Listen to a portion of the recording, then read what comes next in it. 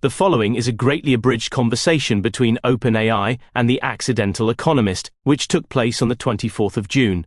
Note that many of the detailed caveats and calculations have been omitted for the sake of brevity.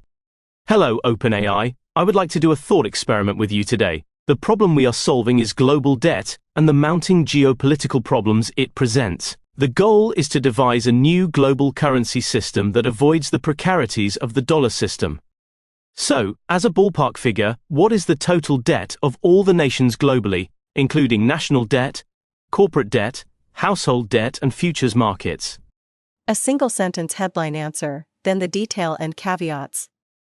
A headline sticker shock figure is $1.1 to $1.15 quadrillion. Thank you.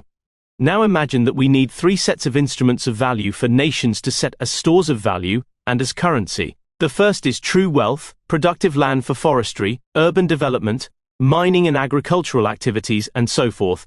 But while this cannot be readily traded, it does serve as a store of true wealth. The second store of wealth is a nominal hard currency, namely precious metals such as gold, platinum, and silver.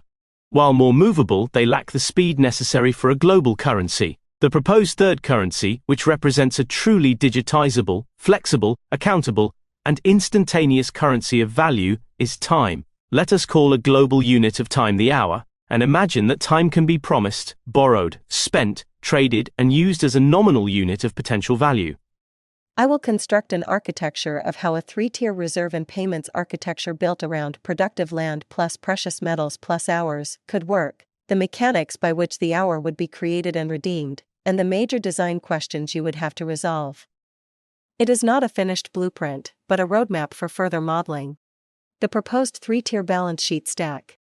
Tier 0, constituting true wealth reserves, are tokenized claims on productive real estate, farmland, forestry, mineral leases, urban land value capture, and so forth. Tier 1 is fungible, low velocity, held mainly by governments or sovereign wealth funds. Tier 1 is formed by hard reserves in tokenized vaulted bullion of gold, platinum, silver and, optionally, rare earths, as this provides fungible, medium-velocity reserves which would serve as collateral of last resort for Tier 2 monetary operations. Tier 2 is a novel high-velocity universal currency denoted as the hour. This would serve as a fungible digital bearer token, one that represents a claim on one standardized unit of productive time. This would create an instant settlement on a permissioned, globally replicated ledger.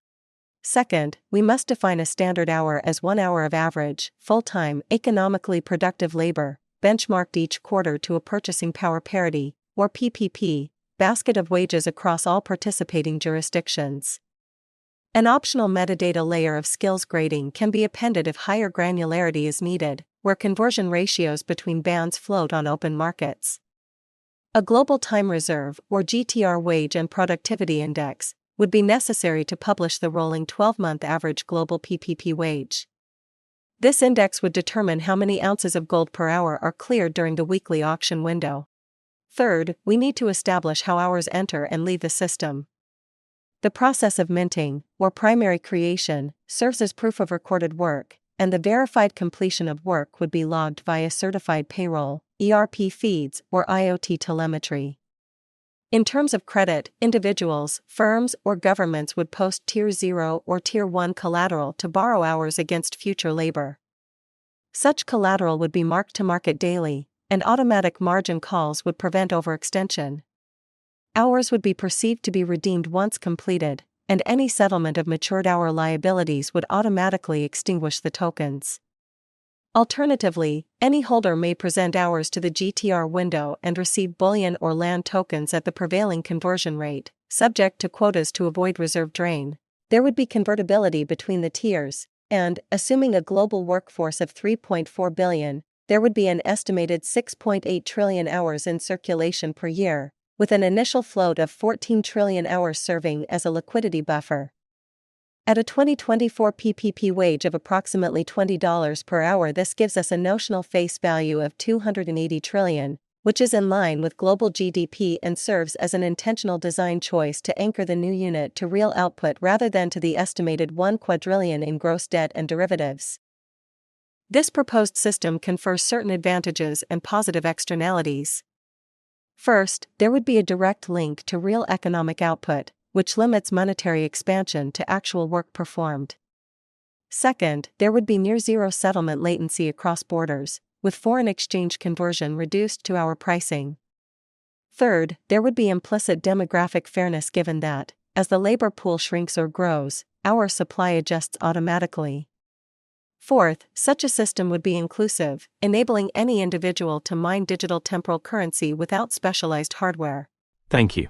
Okay, let us now imagine that the current G7 to BRICS impasse requires resolution. Let us serve as neutral intermediaries and propose that our new system be implemented. Imagine that every nation can value its Tier 0 resources in terms of Tier 1 resources, as outlined and negotiated. Now, every country can start with a valuation of its allowable Tier 2 resources, accounted for in hours at the start of the system. Every country is entitled to start with a Tier 2 allocation equivalent to the number of potentially useful hours of work of its population, given by 50 hours per working week for 50 weeks a year for their active lives. As soon as a new cohort of juveniles reaches the age of 18, their hours are automatically credited to the system. Thus, each nation starts with a fresh ledger and Tier 0. Tier 1 and Tier 2 exchange rates are allowed to float freely on a free market basis. Imagine that all existing debt is renegotiated in terms of these three tiers of economic value. What is the viability of this system as proposed? The entire 95 trillion sovereign debt stack plus an estimated 225 trillion in private debt can, in principle, be novate into the new tri-tier instruments without destroying nominal creditor wealth, provided liquid secondary markets emerge quickly. In terms of liquidity and price discovery, a freely floating exchange among the three tiers gives arbitrage paths that keep relative prices bounded. Moreover, market-making responsibility must be underwritten by a stability fund capitalized in Tier 1 metals. In terms of inflationary and deflationary risks, the hour supply will be forecast to be effectively capped by demographics, and demand for hours will fluctuate with global growth. If productivity rises faster than population, the real value of an hour will appreciate, mildly deflationary, but self-correcting via wage index reset. Current account deficits would be settled automatically, as a deficit country either exports hours as future labor or surrenders land or metals, and so no reserve currency privilege can persist. Banks may still create inside money in the form of hour deposits by lending against collateral, but the algorithmic reserve ratio limits leverage, materially lowering systemic crisis probability. Thus, the proposed system as a global reset is economically internally coherent and macro-stable, provided that the stability fund is large and wage indexation is performed quarterly. The winners would be high population, low debt states such as India, Indonesia, and much of Africa, which would automatically gain large hour quotas, resource-rich states such as Brazil, Australia, and Saudi Arabia, which would gain Tier 0 bargaining power, and debtor G7 governments which might escape dollar-denominated liabilities if creditors accept the swap. So, in a summary of words, would you consider this a potentially viable solution? Yes, conditionally. Economically speaking, the proposed tri-tier system of land, metals, and time can self-balance, retire legacy debt, and give every country an anchored, inflation-resistant unit. Technically, it is buildable with today's distributed ledger technology and audit tech.